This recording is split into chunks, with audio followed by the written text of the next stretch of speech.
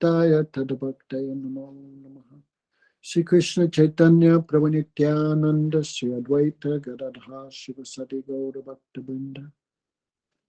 Hare Krishna, Krishna Krishna, Hare Hare, Hare Ramo, Ramo Ramo, Hare Hare. Hey, so first of all, I offer pranams to our Gurudev, Om Vishnupad Ridandi Swami, Sri Bhaktivedanta Narayan Goswami Maharaj, all our Rupanuga Varga, all devotees, thank you for coming. Okay, so today is the disappearance of Narahari Seva Vigraha. He was very dear. Hang on, this way. This way.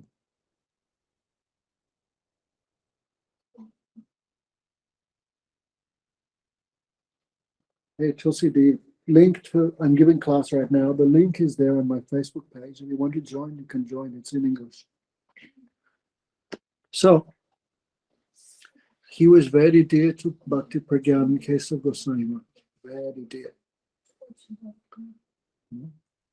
So, when Bhakti Pragyan Kesava Goswami Maharaj made his Devananda Gaudiya Math, then the front gate, that is called Narahari Toran. Toran means gate. Right?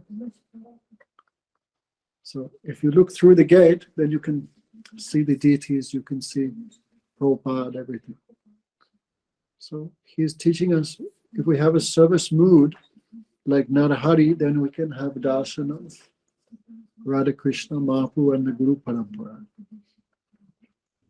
So everyone called him Seva Vigraha. Right? He was the form of service. Gurudev said, no one, Param Gurudev would say, no one ever saw him angry. Never saw anger. No? Always serving. From early morning, the small boys, because many children, their parents would donate them to the temple or they would leave. And he would take care of all these children. So, children means young boys like that, but with so much affection. So, he used to be called the mother of the Gaudiya Math. Because how we can practice spiritual life, especially we give up like all material relationships to develop relation with Radha Krishna. So unless we have that type of affection from Guru Varga, always giving so much affection. So if that affection that we get is more than affection from wife or parents or children, then you can give up that relationship. Otherwise, you cannot. Krishna says in Gita, Padadrishti Navatate. One can only give up the lower thing if he gets a higher taste. So only one has more affection for Gurudev, more affection for Vaishnavas than this world, then you can give it up.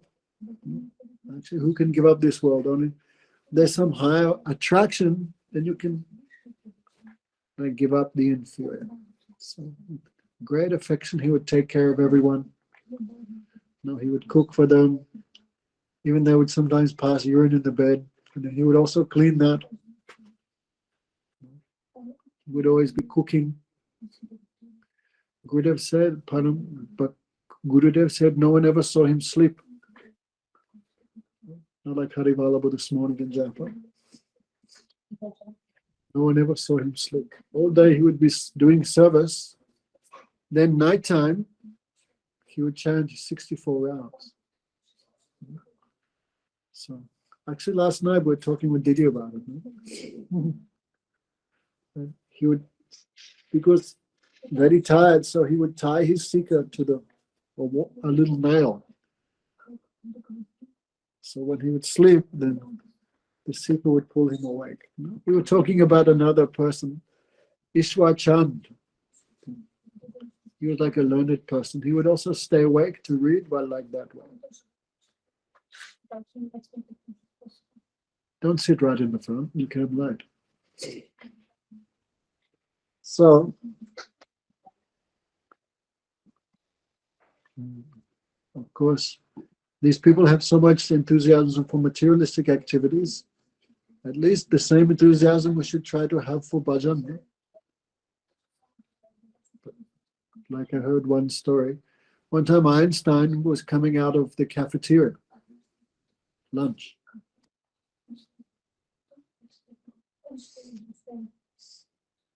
And he was thinking like that, absorbed in his calculations and physics. Then, because he was not paying attention too much to the environment, then he ran into some person.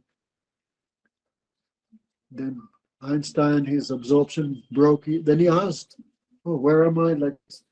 And he asked the boy, the student, "When I hit you, when we collided, was I coming from the cafeteria or going to the cafeteria?"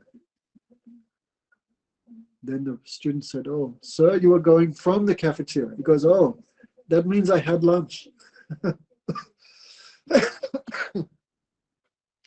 Anyway, so materialists, how much absorbed, right? How hard they work, right? We look at our parents, how hard they worked. 8 hours, 10 hours a day. But someone asks to do half an hour of seva, then we fear. No? Anyway. So Narahari Sevabrut was so much ideal Vaishnava in every way. Oh, Yuri came again. Good. We're just talking about one devotee, no? So actually Gurudev said when he joined the Mat, then Gurudev was in charge of like purchasing vegetables.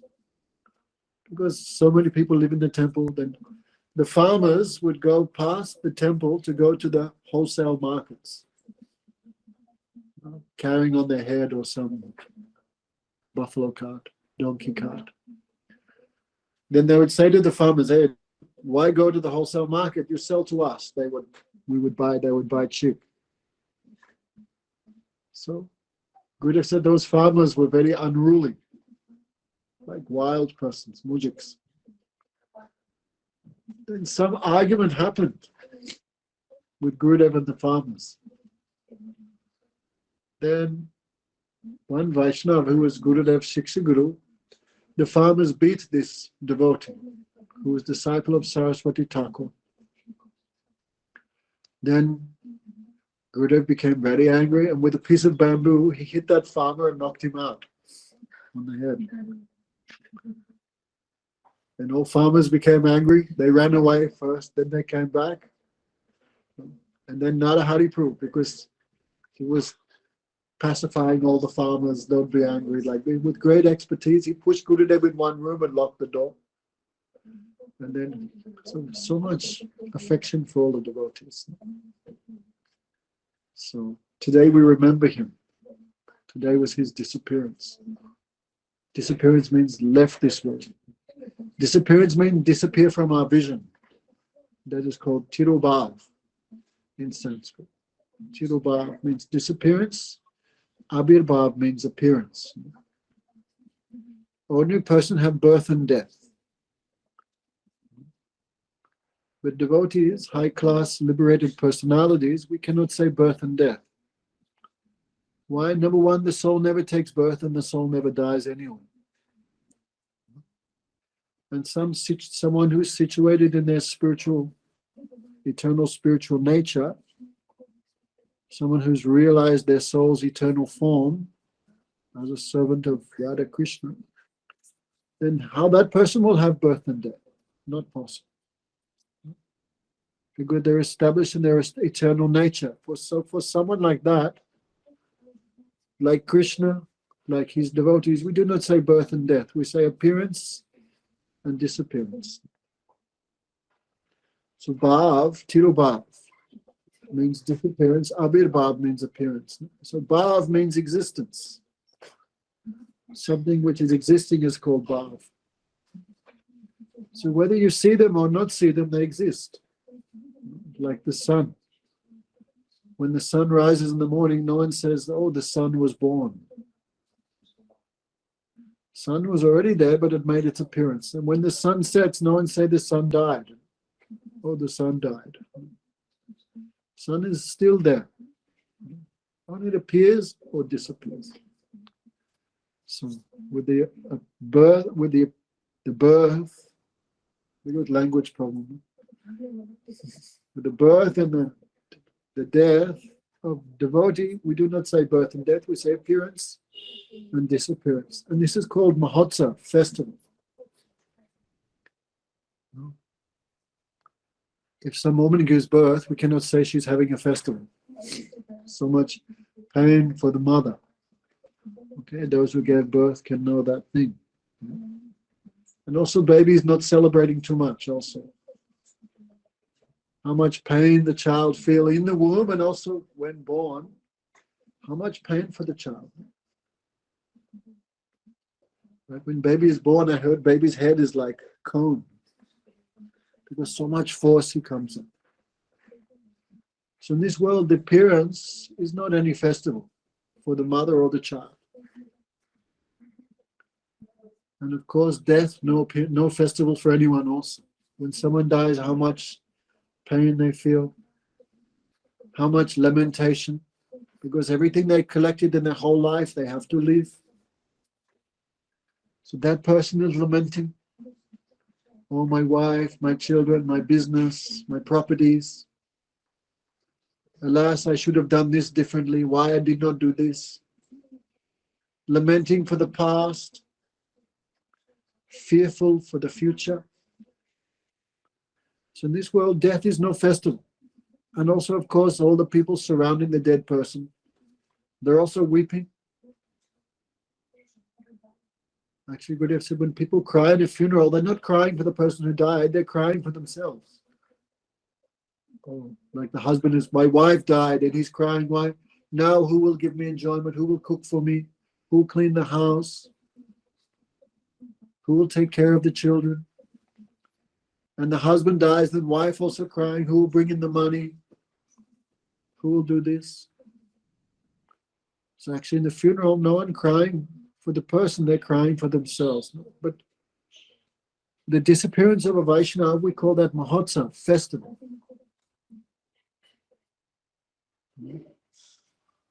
Why? Because when they leave this world, where they're going? They're going to the spiritual world, the eternal abode. So that person who's dying, that person who's leaving, he's happy because he was going to the topmost place. And Vaishnava also feel happy. They know he's going for the seva of Radha Krishna. And also when they remember that Vaishnava, they also feel so much happiness.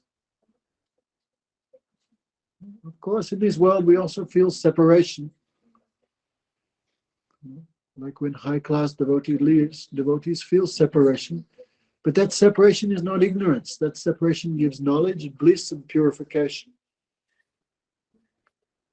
Like high-class devotee, when they leave, everyone also weeping, but that weeping is not ignorance. That weeping is one form of happiness. Like if someone cries when they're sad, those tears are hot. But someone cries when happy, those tears are very cool. So in disappearance of devotee, we also feel separation, but that is one festival, that is one happiness. That give bliss, that give purification. No? So today we remember Narahari Seva Vigraha. So of course we could not meet him, but Gurudev would always talk about him, especially this day. There's one beautiful article written by Bhakti Pragyan Kesar Maharaj upon the disappearance of Narahari Seva Vigraha. Maybe we'll try to find it. The day it must come up, and I'll put it on my Facebook wall. If you read that, is how much affection he had. Param Gurudev wrote, my hand is shaking when he's writing this glorification. My hand is shaking, my heart is also shaking. How we can tolerate separation from such a personality. Anyway, today remember him. Today is also this appearance of Bhakti Vaibhav Puri Maharaj. Okay, so he left like in, I think, 2008, 2009. That time he was like almost 100 years old. He took Harinam from Bhaktisiddhanta Saraswati Thakur. So only he met his Gurudev for like a week just before his disappearance. But whole life he followed him. Whole life.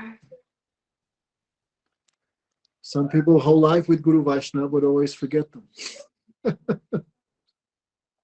And some people only 1-2 times meet, but whole life can remember because they have that type of affection. So anyway, so today's main topic is Bhagavad-Gita. Okay, so we're a little bit talking about third chapter.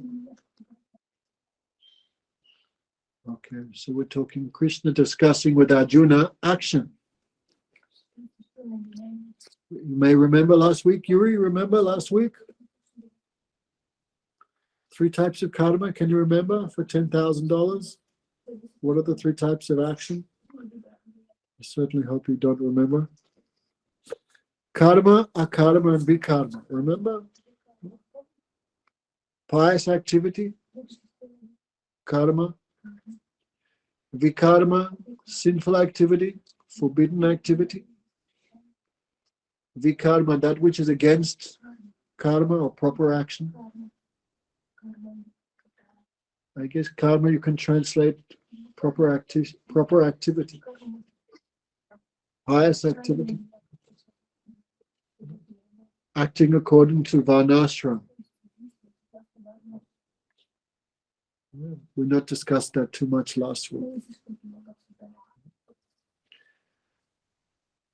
Anyway, so Varnashram, one material arrangement for the development of society and the development of the individual.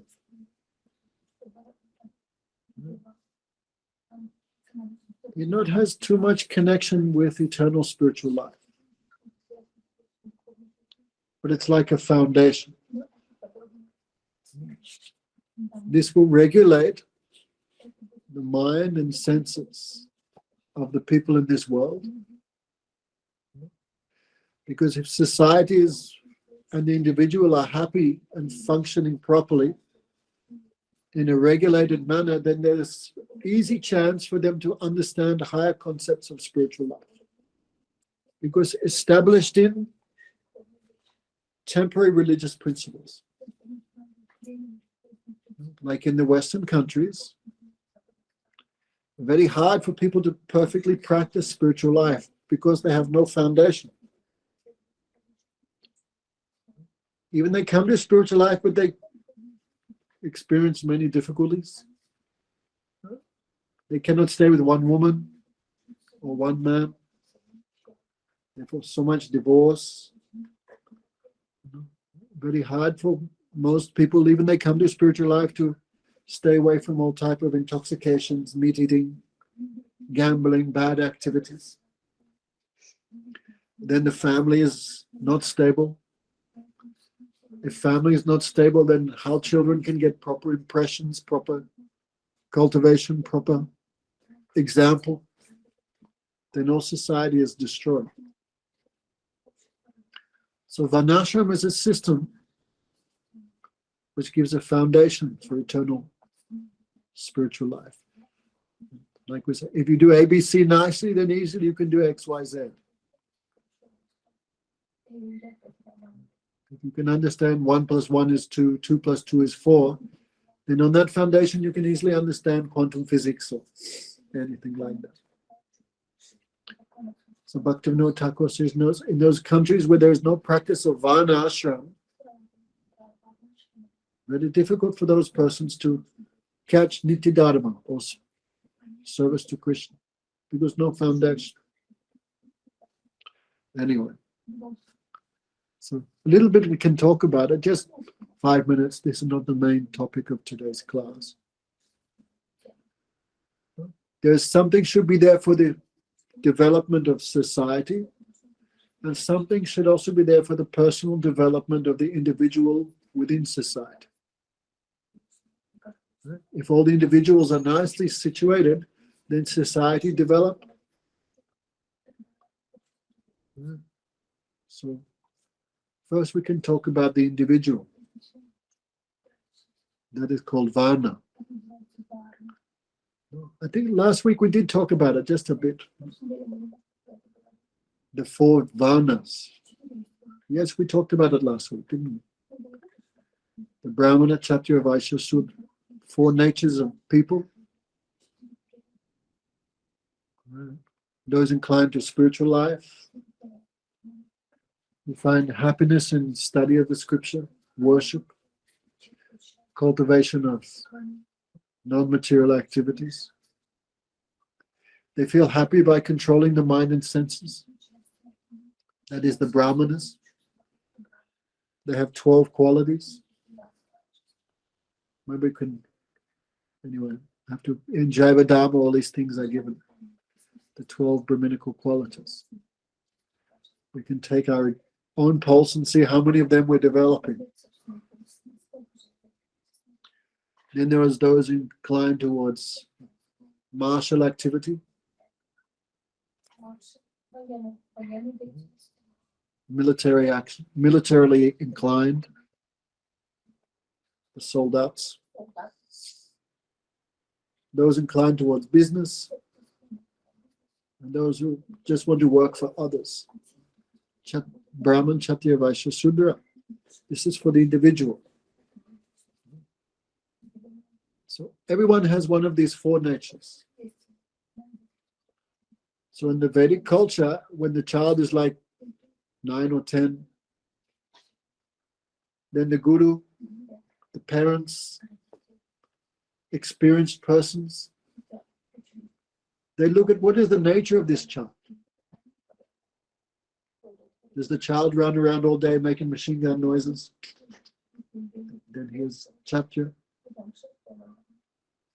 Does he like meditation and yoga and all these things? Then he's Brahman. Does he like just working with his hands? Then Sudra. Then also, what else? Vaishya. Maybe they like business. Like some children the age of 9 or 10 selling lemonade, ladus. And this is Vaishya. What is the nature of this child? Oh, this child has this type of nature, then give him this type of education. The child studies, the child is studying something they like. They have taste, they have interest. Then they'll be happy. Then they can earn their livelihood doing something they like. And whole life they feel happy. Maybe their artistic nature. I heard one story. There was one small girl who was always moving like this. Could not stay still in class. So they kicked her out of this school. Then one teacher was looking at this child, always like she was always moving. And they wanted to kick her out of class. She cannot pay attention in class. Then luckily this teacher said, they put her in one room and they said, just watch this girl. And she was starting to dance. And they said, this child is a dancer by nature. So they put her in ballet school. She became like the head of some, I think it was Russian, something Russian, some Eastern European country. She became in charge. She became like world famous ballet dancer. This is just one example. So anyway, one should act according to one's nature, and the Vedic scriptures give so much encouragement in that. One should earn one's living in a proper manner. That is called karma. So that is for the development of the individual. But also, no man is an island. Translate that into Russian. No man can be an island just alone. Right, Mekala? No one can be an island. We are social beings. So, as an individual, I also have some relation with society. So for the smooth running of society, there's also 4 divisions of social life. Student, when the child's studying, that time should be celibate. These days, all boys and girls having girlfriends at 12, 13, 14. And how they're followed, how they concentrate on their studies when they're chasing after sex life at such a young age. And if the girl or boy has so many boyfriends or girlfriends, how they'll stay in one marriage, then everything will be finished. So student life, 1 division. When the child completes their studies, and maybe they want to marry, then they can enter the 2nd stage, grihastha. The time the child is mature, no, the man and the woman, the girl also, both know their roles, responsible. So one should then marry, not like being a dog in the street. Then children born in steady families, parents giving good example. So one should maintain one's children.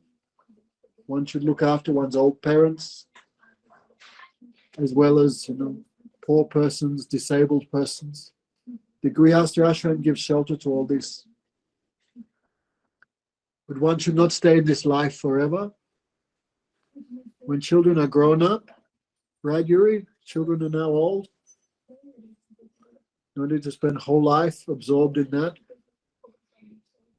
Then there's Vaishya. What is next? Vanaprast.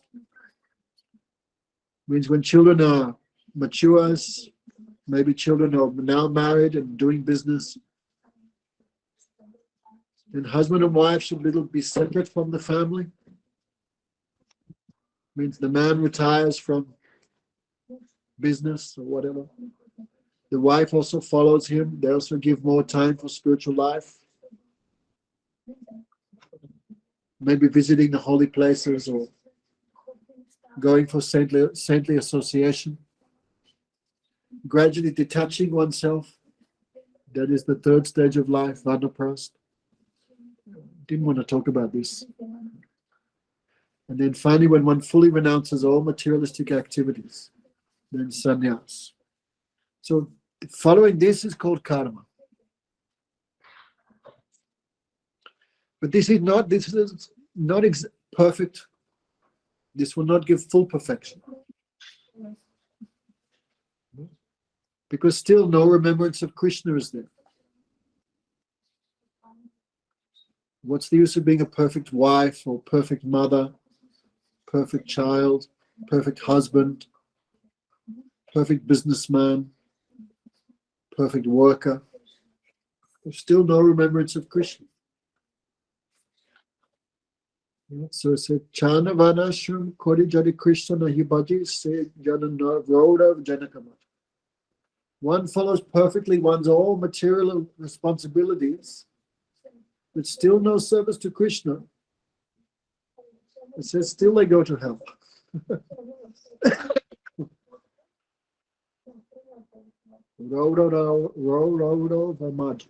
They go to hell.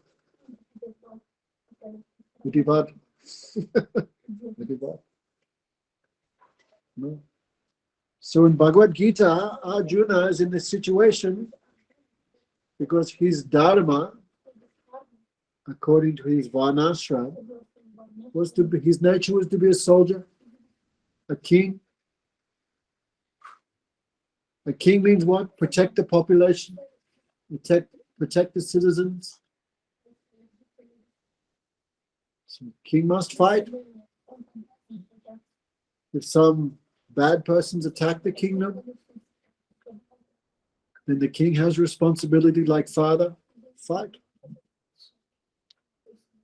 So Arjuna is in this situation according to his religious principles, means his material position in Varnashram.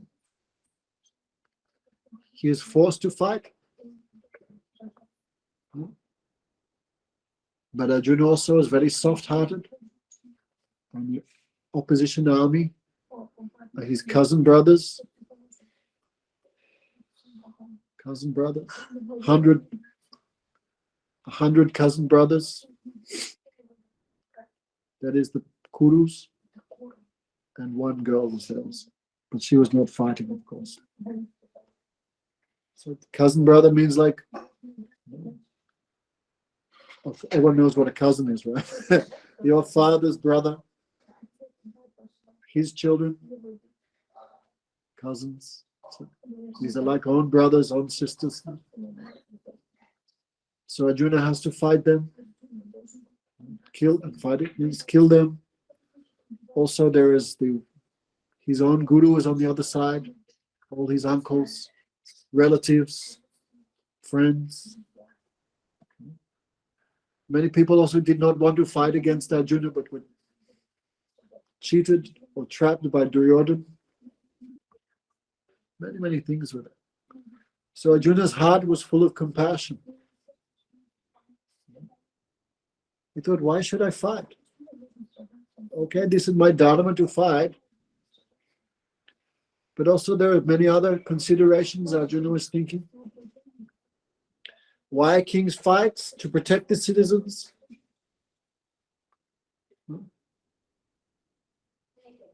But Arjuna thinking, now I'm those persons I should be, by being a king, I will serve the people.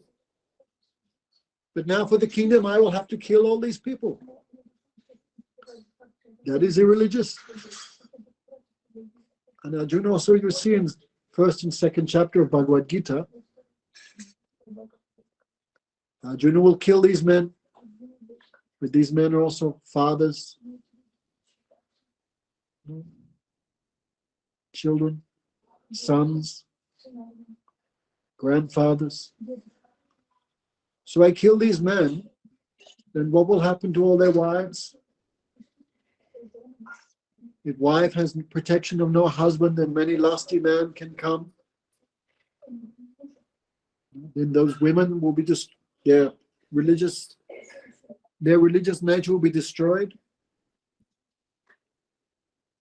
And the children from those families will also be unregulated children, improperly conceived. So all the children will be spoiled because no father. And who will be responsible for all this destruction of the women, destruction of society? Women have such an important place. Number one, we all come from women. All of us owe our lives to our mothers. Correct? So mother is first guru. You see children 95% of the time with mother. Until what? 10 or something. So mother is first guru. Children learn everything mostly from mother. So the women are destroyed, polluted, contaminated. Then all society is destroyed. So Arjuna gives many arguments. I will be the cause of the destruction of my relatives. I will be the cause of the destruction of their families. And once the family is destroyed, this becomes parampara. Those children spoiled, their children will be spoiled, their children will be spoiled. So Arjuna says, I will be the cause of destruction of the entire society.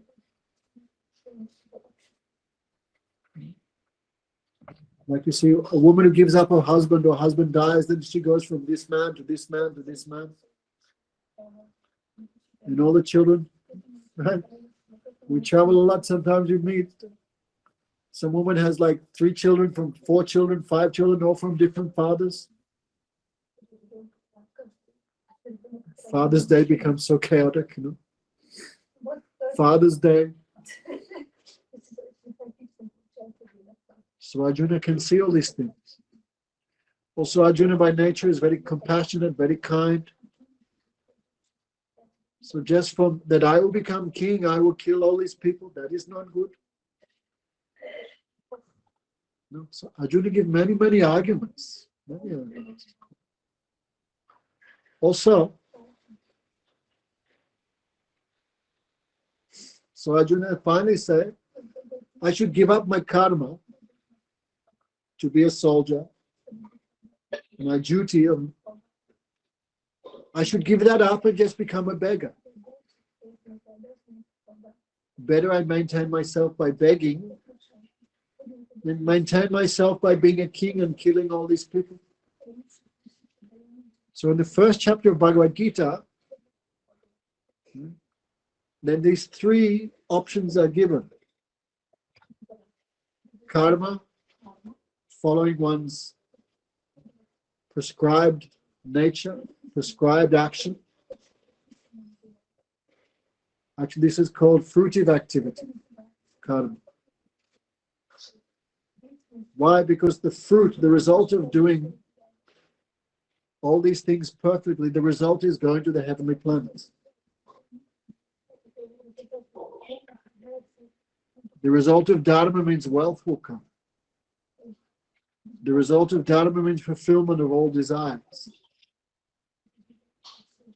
And ultimately liberation. Dharma, artha, karma, and moksha. Especially dharma, artha, and karma, especially. Religiosity, economic development, sense gratification. This is called Trivarga, the three paths of the Vedas. Mostly, so the result of following this Varnashram system is one, it gets all enjoyment in this world, fulfills all desires in this world, and after death also gets so much enjoyment in the next life. One goes to the heavenly planets, enjoys so much there, and next life again born in a wealthy religious family. So this is called karma kand. This is like a chain. If you read Bhaktivinoda Thakur's Jaiva-dharma, he talks about this chain, cause and effect. One karma leads to fulfillment of more desires. Right? You do karma perfectly, then you get so much in this world. Then you have more facility, right? Then you marry and make children, for example. This produces another link in the chain. So one thing produces another thing. So this is called Trivarga. So Krishna says, mostly the Vedas discuss this. Because what everyone wants, enjoyment in this life and enjoyment in the next life. Right? If you start talking to people about give up meat, give up fish, give up eggs, give up alcohol, give up sex life, chant the holy names, control the senses. 95% of people just run. 99. They just run. Because so much thirst for enjoyment, so much desire. So Varnashram is the system by which you can fulfill your desires without becoming degraded. As a result of that, you enjoy more, and next life you also enjoy. So most people are absorbed in that. Enjoy this life and then enjoy the next life. So most people interested in dharma and karma, but amongst them, very few will be interested in the concept of liberation.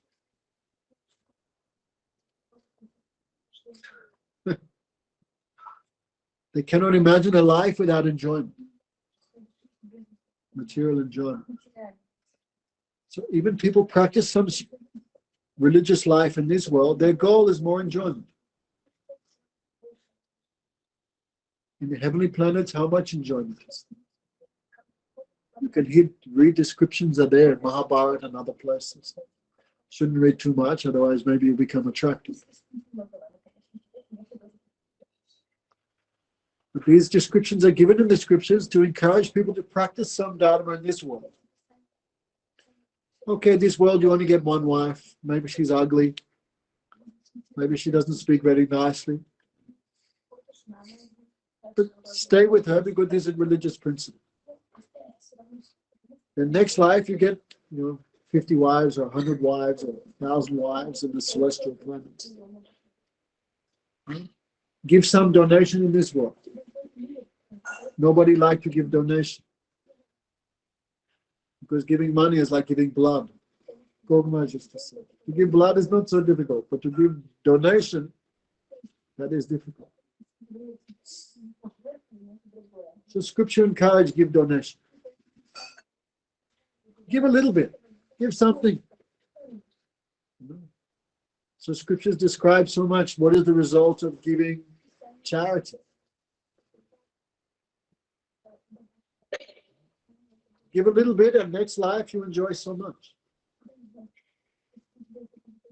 Give some grains, some foodstuffs in this world. This is meant to be introductory class.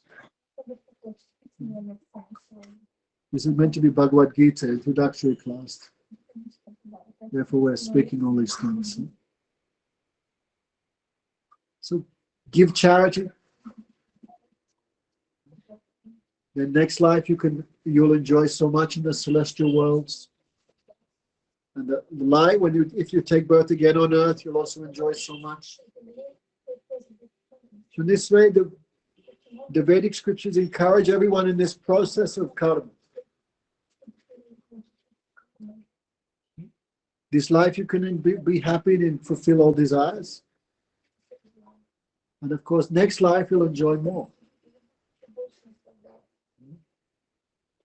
So, for example, if one has children, if the girl is kept without being with any man, then you marry her, then the father and mother get so much pious benefit from that. If they give a virgin girl in marriage, a virgin daughter in marriage, and then the father and mother get so much benefit from that. Materialistic benefit. So much sukriti. Of course, difficult to protect children, especially these days. But you get so much benefit. And the girl, of course, gets so much benefit. So scripture is full of these type of activities. So much pushing this Varnashrama-dharma. Dharma. This is the foundation. But perfectly following all these things will not give liberation from birth and death. It will give material enjoyment, material happiness. But this is also one type of bondage. So in Bhagavad-Gita, Krishna says, these descriptions of the result of fruitive activity, these are like flowers. The scripture is like a tree. And all these descriptions are like flowers. Even Bhagavad-Gita, Krishna talks so much. The hymns of the Vedas, these are like twigs, branches. If you give this charity, you get this result. If you perform this pious activity in this world, you get this result. If you want good children, worship the forefathers, the Pitras. If you want a good wife, worship. If you want a good husband, worship Shiva. I forget, I should have. Anyway, these scriptures just full of these type of things. Give charity to a Brahmin, give foodstuffs, give umbrellas, give cloth, give cows, give land. Right? The result? Then comes artha, wealth will come. And then when you have wealth, you can fulfill all desires. So dharma, artha, and karma. So mostly people, Krishna says in Bhagavad-Gita, if the Vedas are like a tree, then the hymns of the Vedas, these are like sticks, branches, leaves. And the hymns of the Rig Veda, especially Samveda, are what? These are describing what, do this charity, do this pious activity, worship this demigod. And the flower are the results of these activities. So Krishna said, bewildered by the flowery words of the Vedas. The flowery words. Krishna says, if the Vedas are a tree and all the hymns of the Vedas are twigs and leaves and branches. Hymns, songs, verses. This is all Bhagavad-Gita, no? Krishna gives so much knowledge in Gita. Then the result of these activities are like the flowers. Like the bee busy all day around the flower. So Krishna said, bewildered by the flowery words of the Vedas. Those persons, the bewildered persons, think there's nothing more than this. Like in Islam and Christianity, what to speak of Vedic, those who follow the Vedic system. It's all this idea of reward and punishment. The result of doing this, you get enjoyment. And if you don't do it, you go to hell. So karma and vikar, nothing more. If you talk to any of these persons about liberation from this thing, they cannot even imagine such a thing. Therefore, those who follow dharma and karma are numerous. But those who are interested in moksha, liberation, very few. Just explain to people there is a state of the soul which there is a position where the soul is free from material body, free from birth and death, free from hunger and thirst. And people get up and walk out the door. I mean, what's the use in such topics? They cannot imagine a life without a material body. No, this body gives all enjoyment. Without a body, how could you enjoy? I remember when I was in year 7 in school, and teacher said, there is a group of Christians, and if God said to them, die and come to me now, they would immediately kill themselves and go to heaven. I remember I was shocked when I heard that. Would I do that? God said, kill yourself and come to heaven. Who would do it? People cannot imagine a life without a material body. So mostly people interested in all this. So Krishna says, what is it? Veda Triguna. What is it? Veda Triguna Visaya. Krishna says mostly the Vedas deal with all this subject matter, the modes of nature. But nice Triguna Baba Arjuna. But Arjuna, you should become beyond this. Tasmat Bhav Yogi Arjuna, you should become a yogi. Free from all these things. That's why the scriptures dealing with dharma, art, and calm, people too much interested in it. The scriptures dealing with liberation, very few people are interested in that. And if you talk about the essence of liberation, what does the soul do after liberation? Yuri, what does the soul do after liberation? How many times I told you? You always forget. If you talk about people, what happens after liberation, then who will understand that? Even less. That's why you give people like Bhagavad-Gita, people read, cannot understand. Just talking about a higher subject matter. So, anyway, why I'm speaking all these things? So, Krishna talks about karma. Vikara means the forbidden activity, sinful activity, that which is against karma. Like to marry, for example, this is Varnashrama, this is karma. But to give up marriage and go with another man or another woman, this is vikarma, sinful activity. Right? For example, so where there's karma, there must be vikarma. Where there's dharma, there must be adharma, irreligion. So karma, that which is opposite of karma is called vikarma.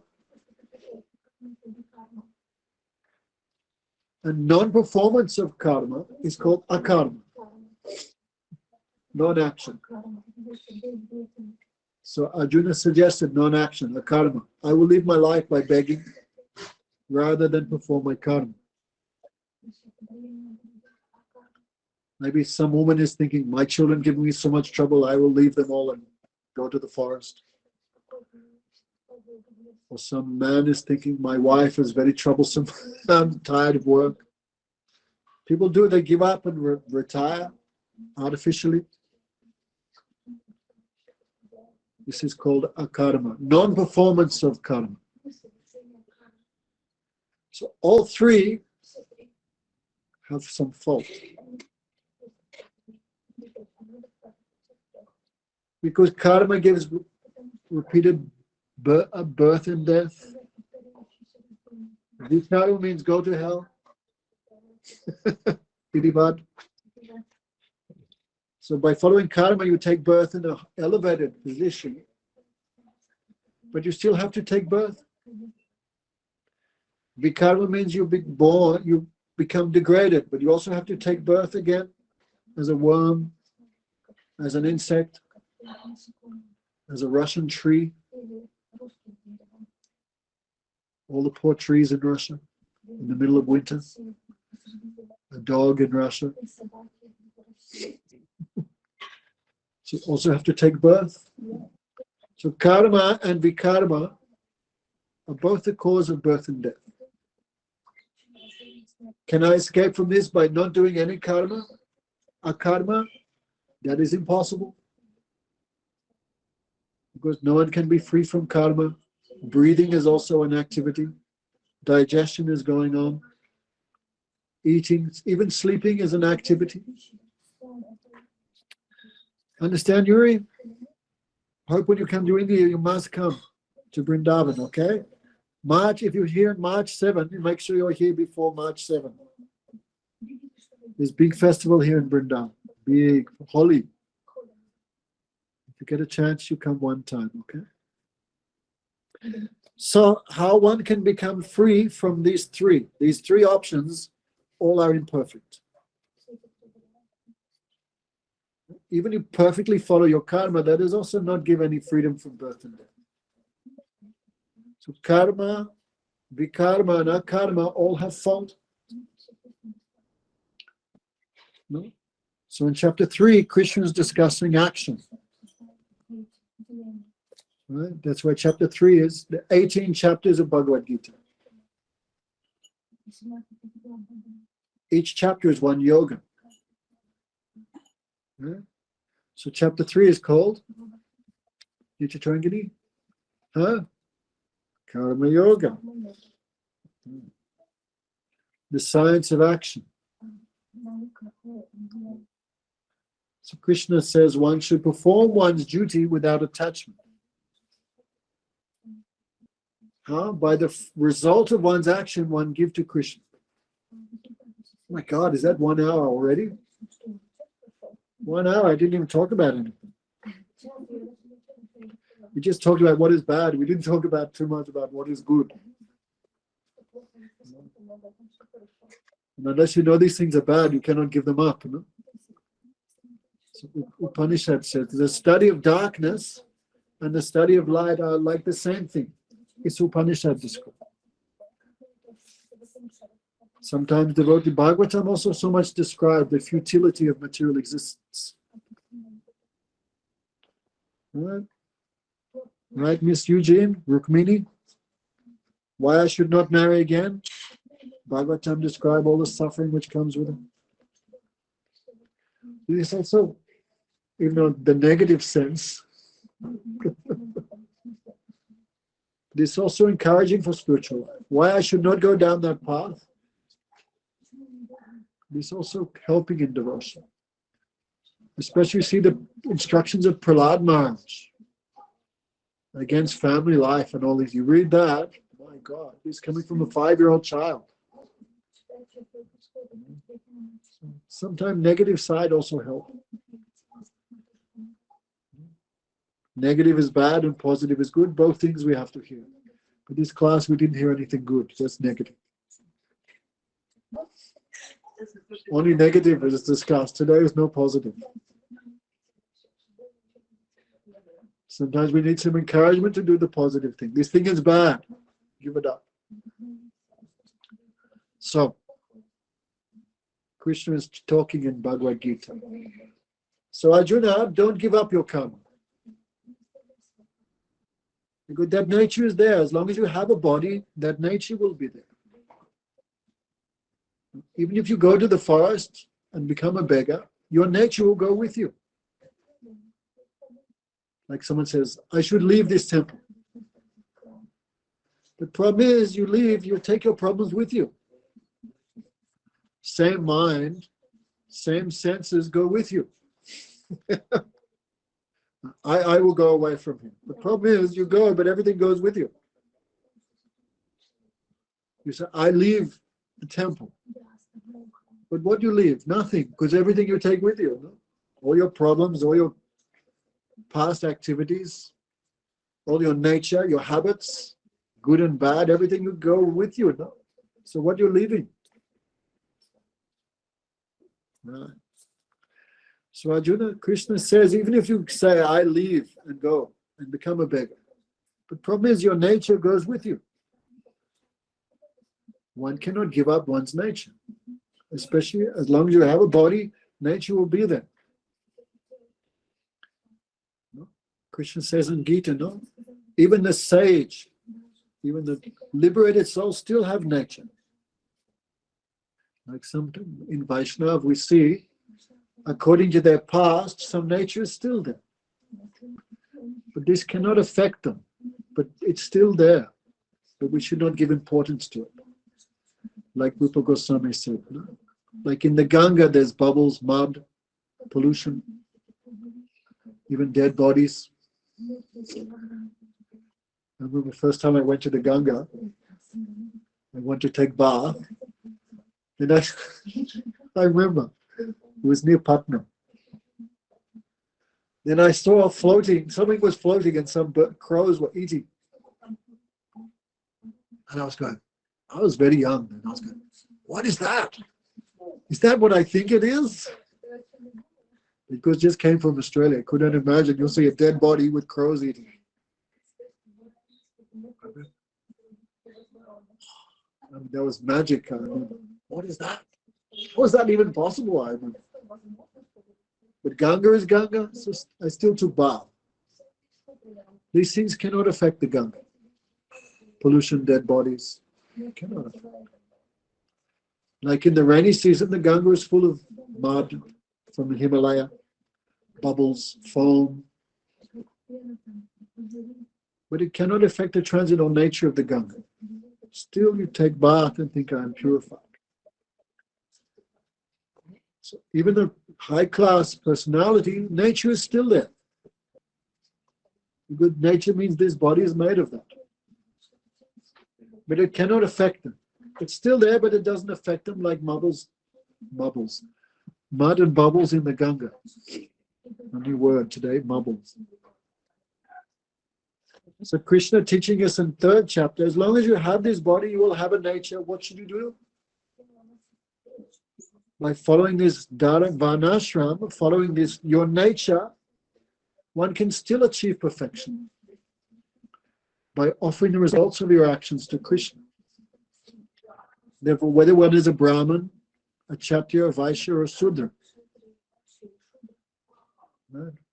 Whether one is a student, married, renounced, or sannyas, all can achieve perfection by the simple action of offering the result to Krishna. Offering the result. Okay. So this is Bhagavad-Gita, 3rd chapter. So Krishna says to Arjuna, do not encourage ignorant people to give up action. You see, it's 3rd chapter, verse 25. O descendant of Bharat. Bharat is a name of India also. Bharat. Bharat means effulgence, light.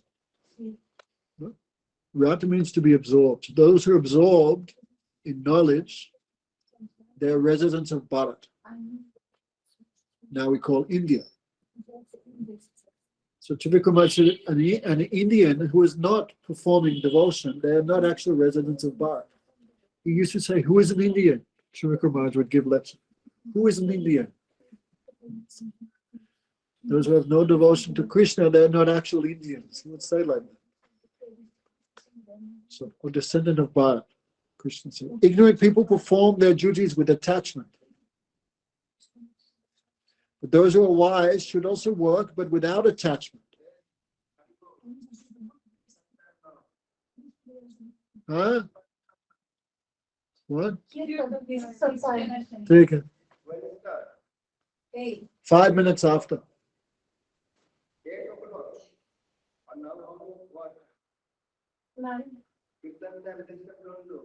Desiring to instruct the people in general. Those who are wise should also work, but without attachment, desiring to instruct people in general. A person who is learned in the path of spiritual advancement through knowledge should not bewilder the intelligence of ignorant people by instructing them to give up their prescribed duties. Rather, by properly performing his own actions in a composed and detached manner, he should give example. Okay, so Krishna, then we were talking last week. Arjuna, you should, even though you have perfect knowledge, you should still act in this manner. Why? To give example to the common persons, to give example. Then Krishna also gave himself as an example. Krishna performing all activities also, but without attachment. So all aspects of verse 27. Prakriti kriyamanam guna karmani sarvasa. So everything in this world is performed by material nature. But the soul is not doing anything. No? So we'll talk about that next week. Maybe we'll change the time because every day we have bhajans here at 8 o'clock. So maybe we'll find another time for this. Okay, everyone? Any questions?